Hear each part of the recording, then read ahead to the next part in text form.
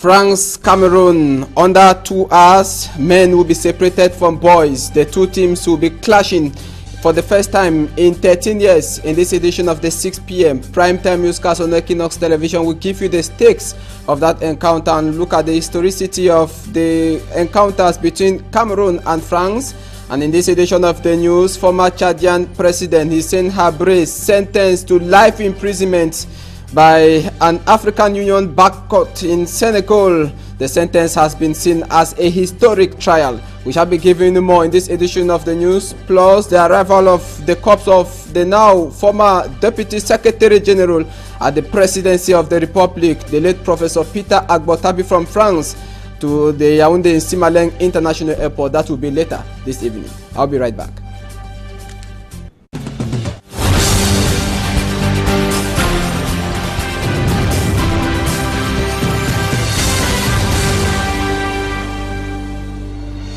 Good evening, welcome back from the weekend. I am Forhan Senchanji and this is the 6 p.m. primetime newscast on Equinox Television you're watching. We are broadcasting live from Douala, Cameroon, Equinox Central News Desk.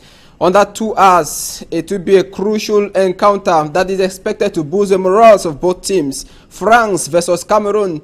The two teams will be clashing for the first time in 13 years and the match will take place at the Bourgeois Stadium in Nantes, France, and will give you a probable starting lineup of the Indomitable Lions of Cameroon. At the goalpost, Fabrice Ondoa, defenders Oyongo Bitolo, Teke, Aurelien Cheju and Alam Nyong. For the midfielders, Harry Bezdimo, Patrick Siani and Eno Eyong Takang. And for the forwards, Clinton J, Abubakar Vincent, Eric Maxime Choupo-Moting. And the captain for the match will be Abubakar Vincent with their coach Hugo Broos. And just to give you a rundown of the starting lineup of the French national side, the first 11, Hugo Lloris at the goalpost. We have Patrice Evra, Koscielny and Rami, as well as Bakary Saknya at the defense. For the midfielders, Matuidi, Diarra, Paul Pogba, and for the forwards we have Dimitri Payet, Olivier Giroud, as well as Coman.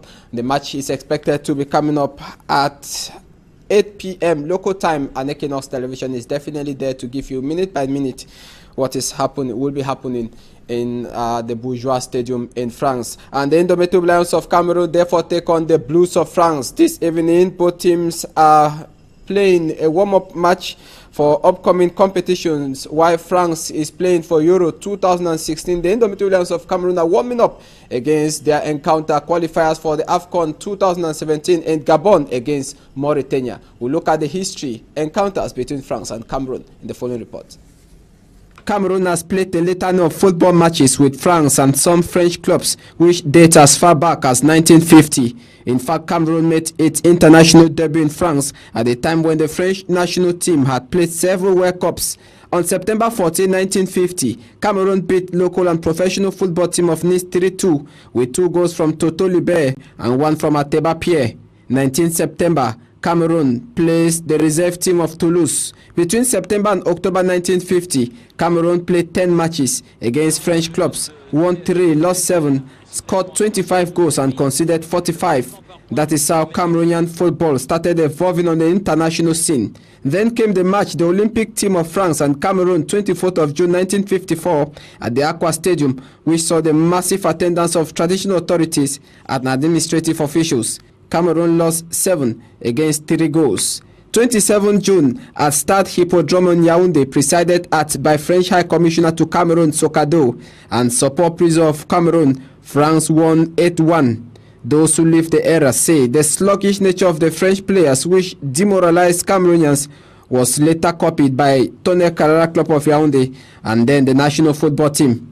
Cameroon scored its first goal against France in an international competition in 1960 when they were beaten 3-1. The lone goal scored by Ndona Rade Oganovic will later take Cameroon against France in 1984.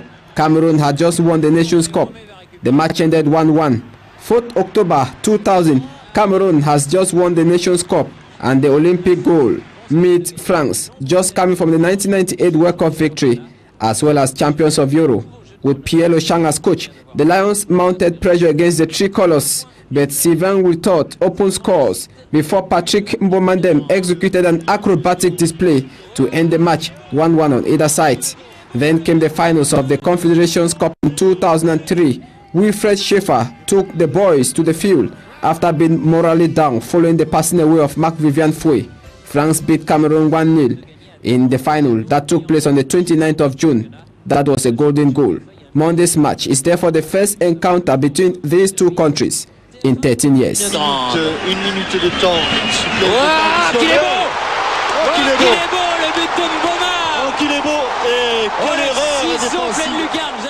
Can we see some of those actions today, 13 years after, when Cameroon took on the finals of the Confederations Cup against France, and even 3 years back in the year 2000, that's 16 years, when Patrick Mbomandem scored that acrobatic goal against France. Well, under 2 hours, the answers will be coming.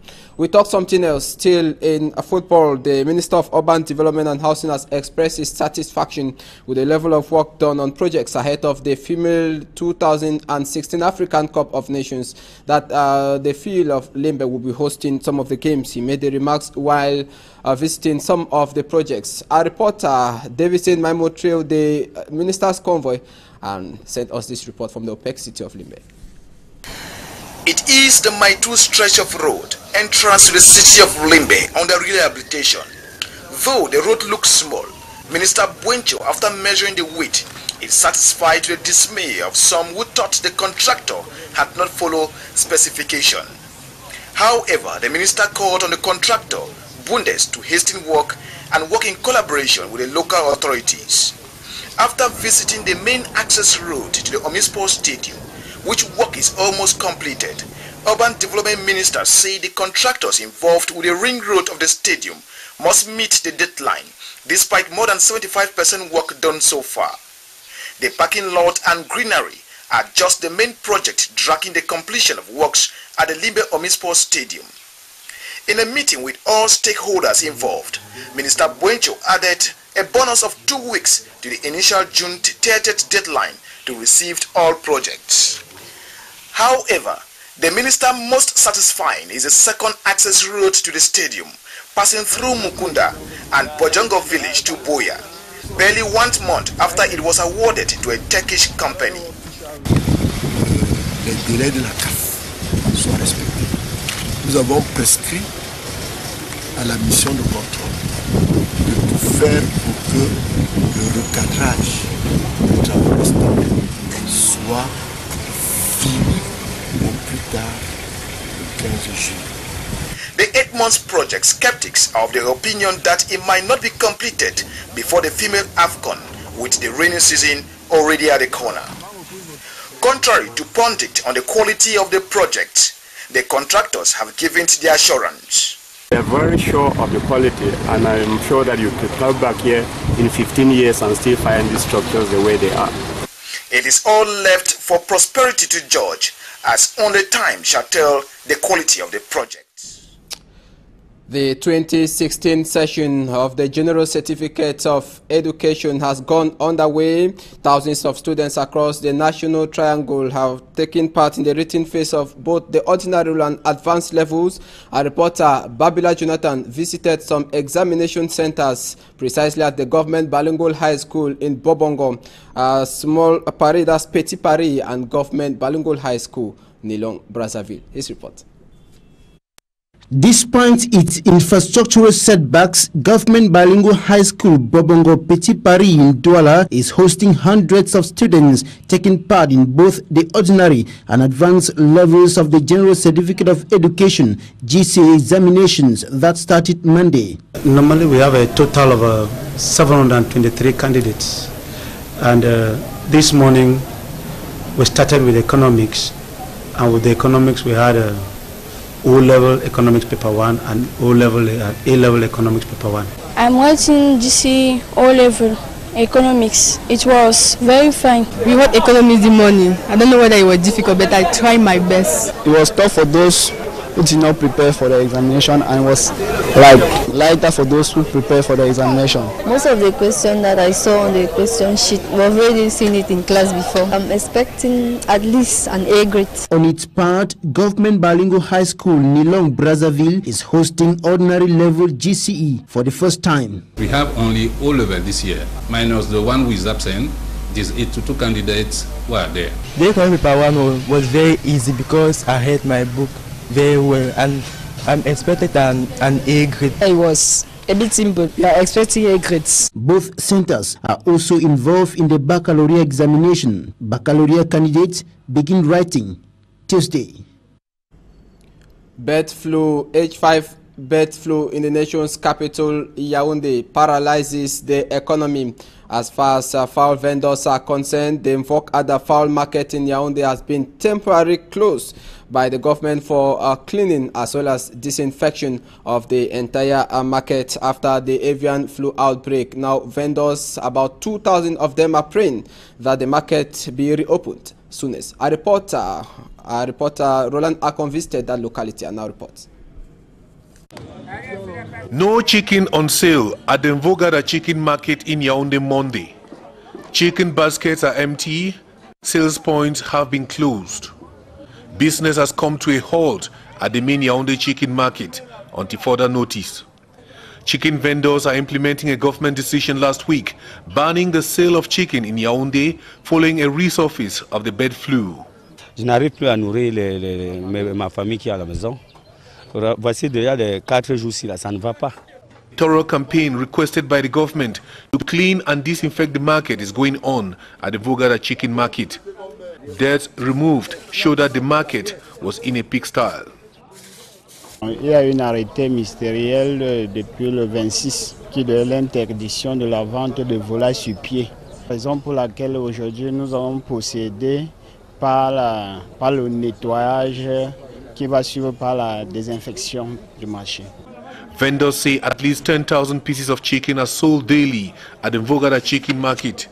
A business which we learned brings together close to 2,000 persons now put on a temporary unemployment until further notice.